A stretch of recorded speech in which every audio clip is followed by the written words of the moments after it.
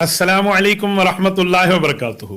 मेरे मुअज़्ज़ज़ दोस्तों, एक बार फिर आपकी समा खराशी के लिए आपका भाई मुफ्ती अब्दुल वाहिद कुरैशी आपसे मुखातिब है। आपने मौलाना मुफ्ती तारिक मसऊद साहिब का लबो लहजा भी सुन लिया, गुफ्तगू भी सुन ली, उनके इल्जामात भी सुन लिए।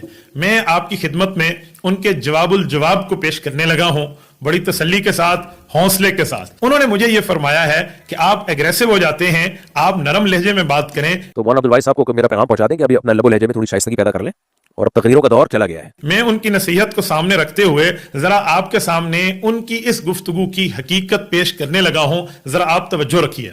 आप मुफ्ती साहब की ये गुफ्तगू मुलाजा फरमाइएगा जिसमें वो बार बार मुझे कह रहे हैं कि मुफ्ती अब्दुल वाहिद कुरैशी साहब, खिताबत की जरूरत क्या है, एग्रेसिव होने की जरूरत क्या है, क्यों आप गुस्सा कर रहे हैं, क्यों आप जज्बाती हो रहे हैं, और बड़े प्यार के साथ मुझे बात करने की दावत दे रहे हैं। मैं भी इंशाअल्लाह ताला इसी तरतीब पर शुरू कर रहा हूं। सबसे पहले हजरत मुफ्ती तारिक मसूद साहब की जरा ये बात सुनिए, इसमें ये क्या इरशाद फरमा रहे हैं। इमामों के हालात को दुरुस्त करने के लिए उनकी तनख्वाहें मिल जाए, इसके लिए बयान देना भी जायज नहीं है। बस जो कायदे ने कह दिया हम दो मिलाते रहे उसके आगे, उनके आगे, ये कौन सा हो गया भाई। मुफ्ती तारिक मसूद साहब, आप यहां तशबीह दे रहे हैं दुम हिलाने के सामने।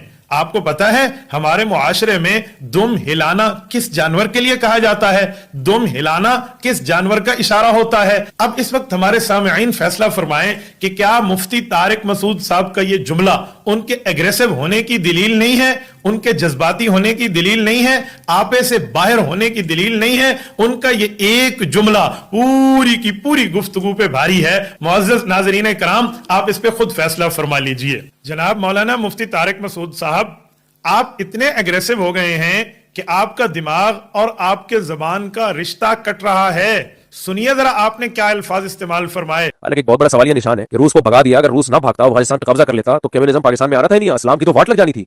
आप कहते हैं रशिया अगर पाकिस्तान में आ जाता तो इस्लाम की वाट लगा देता। नऊजुबिल्लाह, तौबा नऊजुबिल्लाह, क्या जुमला आपने कह दिया। अल इस्लाम यालू वला युला, रिवायात के मुताबिक तो इस्लाम बुलंद होगा, इस्लाम गालिब होगा, इस्लाम ने मगलूब नहीं होना। आप फरमा रहे हैं रशिया आ जाता तो इस्लाम की वाट लग जाती।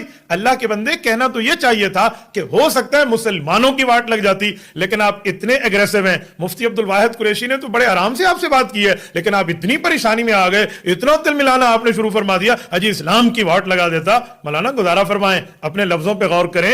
वो कहते हैं आप खुद ही अपनी अदाओं पर जरा गौर करो। हमने जो अर्ज किया तो शिकायत होगी, निदामत होगी, फिर रोने धोने के मामले में खिताबत कर रहे हो, ये कर रहे हो, ऐ देखो तुसी की कर रहे हो। मैं यहां चाहूंगा कि मुफ्ती तारिक मसूद साहब की सारी गुफ्तगू को आपके सामने एक एक हिस्सा करके जवाबात अर्ज करूं।